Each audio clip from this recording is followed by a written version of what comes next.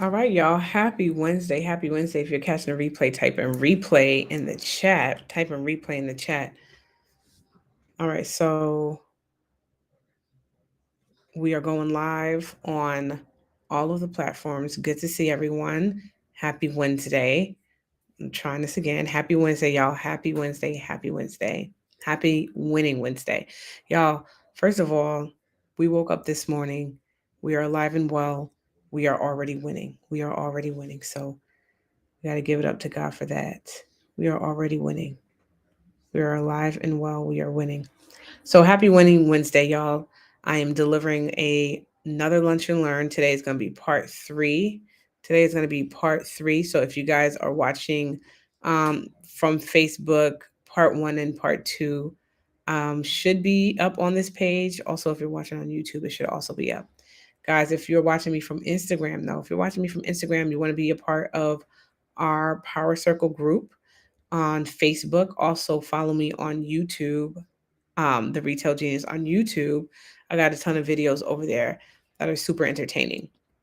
So, today we're going to get into part 3 of our Lunch and Learn series.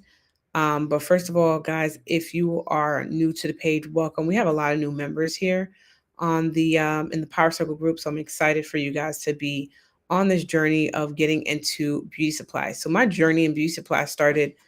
Whoa, what's going on here?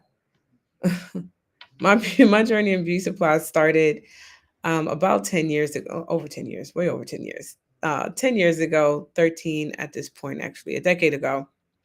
Here in Queens, New York, I decided to open my own beauty supply store because I just did not like the way that the current store owners were treating Black women. I just did not like it. It's disgusting. And so I decided to open my own beauty supply store in a moment of disgust, in a moment literally of disgust.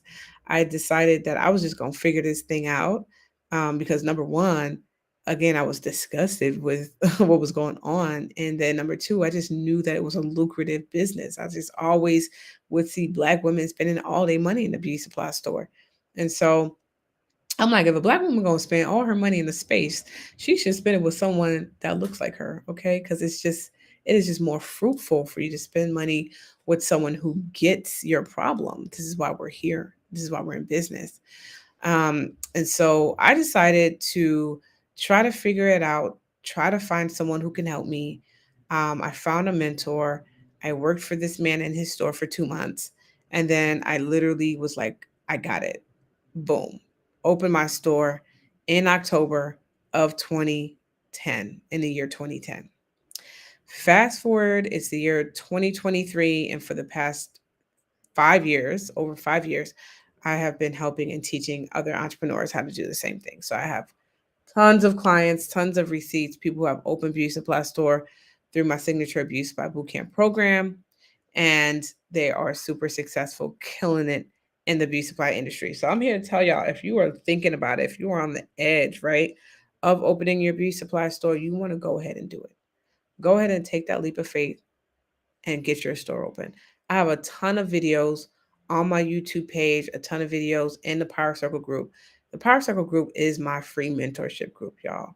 So the videos, the gems, like they're in here. So take that leap of faith. And if you want more gems, then you'll get into one of our programs. Like if you serious and like I really want to educate myself in this space, then you get into one of our programs. Okay. But there's tons of gems on this page. You guys just need to go to the videos and just binge watch all my videos because they're all really, really good. Um, so thank y'all for showing up for this live. We are gonna jump right on into these nuggets for today. So if you've been watching part 1 and part 2, we've been talking about preparing your beauty supply stores for holiday season. It is a huge season and we need to capitalize off of it, but you have to be prepared. So part 1 and part 2 is all about preparation for the holiday season, right? And the importance of making sure that you guys have inventory in stock. You have to, not only do you have inventory in stock, but you have adequate levels. We talked about that yesterday. We also talked about showing up, talking to your audience, making sure that you guys are visible on these social media streets and that you're not just popping up when you have a promotion. I am guilty of that too, y'all. Okay, so now it's all about really preparing yourself for planning for 2024, right? So once we are over holiday season, right, you have a little cushion, right? A little cushion of cash because you've made money off of your holiday sales, right? Hey, girl, um, you want to now start doing strategic planning for the upcoming year in beauty supply, right? So, not only just taking a look, and I'm always talking about you guys want to take a look at past data, but also starting to create the budget for next year. Creating the budget for next year will help you then to create realistic goals, right? Because every single year we need to stretch those goals by 5 to 10%, just depending on what type of community you're in, right?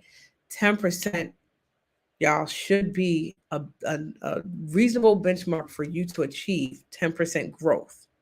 10% growth year over year. So when I'm sitting down and I'm writing business plans for my clients, we're looking at a 5 to 10% growth year over year in our stores, right? So you're establishing your roadmap for success by creating these goals based on your budgets, right? Because your budget is going to define like what are the new things that we want in the store, for the year, so that you're not kind of like buying stuff randomly and you're not kind of like spending all of your money. That's the other thing. People, number one, buy stuff randomly. And then number two, they spend all their money. There's no budget in place. So you want to have 2024 budgeting in place, 2024 goals in place. And that's goals for everything, not just sales, but event goals, um, staffing goals, goals for all different areas of the business, right? And then again, sitting back and evaluating the success that you had in 2023, learning from those past experiences, looking at some new trends. What were the trends this year that worked well? What were the trends that were a flop, right? Because everything that comes out, it doesn't survive. Doesn't some of the stuff don't even survive a season, right? So just looking at the trends, what were the trends that like really popped off that's going to go into 2024? What were those trends, right? Because if you can look at the trends and follow a pattern, you can kind of like forecast, again, start forecasting inventory, forecasting sales based off of those trends, right? Then you want to go ahead and create your SMART goals, right? We all familiar, well, we all should be familiar what SMART goals are. And if you're not familiar with what SMART goals are, S is for specific, M is for measurable, A is for achievable, R is relevant, and the T is for time bound. Time bound. Those are SMART goals, right? So specific, measurable, achievable, relevant, and time bound. Those are SMART goals. So, SMART goals for a beauty supply store owner, right? It needs to be specific, whether that's revenue or whether that's a staff number, whether that's systems, new technology, it needs to be specific, measurable, it needs to have some type of measure to it. So if it's a revenue, it's going to be tied to revenue.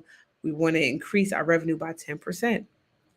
Want to make sure it's achievable, right? Is 10% achievable? Is that reasonable? What did we do last year? What was an increase last year?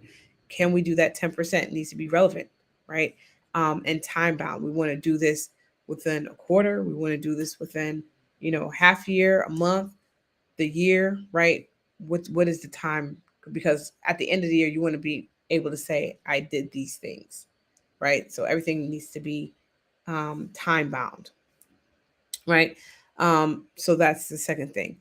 I want to talk to you about industry trends. Industry trends are super important for beauty supply. So when we're talking about the industry trends, right, making sure you guys are keeping your ears to the street, making sure you're talking to your customers, making sure you have a good amount of influencer friends. Oh gosh, the impact that your influencer friends will have on your business is serious. And if you don't have any influencer friends, you can buy them. You can buy you some influencer friends, but you need to make sure that you have some type of relationship with local influencers in your community. I cannot express to you how important that is, right? Because they're not only going to let you know what's what, but they're also going to help you promote your own business, right?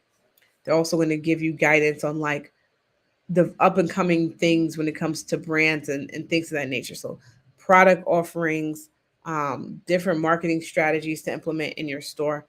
They're really, really good at that. This is literally what they do for a living, right? So influencer friends are important. Um, and then making sure that you guys are again staying in contact with your top 20% of customers. So I always talk about this 80-20 rule. That if you guys are not familiar, I want you to write this down too.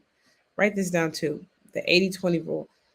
20% of your customers bring in 80% of your revenue. Okay. 20% of your customers bring in 80% of your revenue.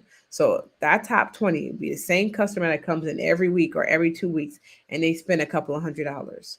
Y'all need to be looking at your POS reports for this information because it will tell you. You should be collecting data, client information at every checkout. Every time someone's checking out, you should be collecting their email, their phone number, and so that you'll keep a record of your customers. And then when you go to your POS reports, you'll be able to see who spent the most in your store. It's always less than like 5 people. Those are your 20%. Those are your golden customers. Those are your platinum members, right? You got to put some type of title to them because they need acknowledgement because they are the ones that really keep your lights on. It's not the 80%. It's not the 80%. It's the top 20 platinum clients. I'll talk about this, y'all. Those platinum clients that keep your lights on, they need a special event this holiday season. They need a special shopping day, whether it's going to be, I'm going to open an hour early for you, or I'm going to stay an hour later for you. Whatever that is, it probably needs to be later. But whatever that is exclusively for your platinum customers, your platinum members, the ones that spend the most money with you, the ones that continuously show up every week, every 2 weeks. She's here every 2 weeks. She's buying a wig every 2 weeks. I personally used to call those customers. I personally picked up my phone and called them whenever I got anything new and whenever we had a promotion. So when we're talking about your holiday events, y'all, those platinum customers should get a personal phone call about your holiday event, whatever event you're having in your store. They should get a personal phone call or a text message, whatever that is going to be for you.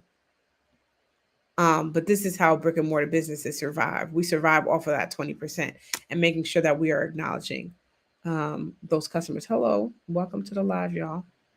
Hope all is well. Okay. Um, so those are the keys that I want y'all to take away from this part, right? Is annual planning. So every single year, and I'll probably do it this year. Let me know if this will be of interest to you. But every single year, I do annual planning with my clients where we go through all of this. So if you guys are interested in that, type interested in the comments and I'll send you a DM.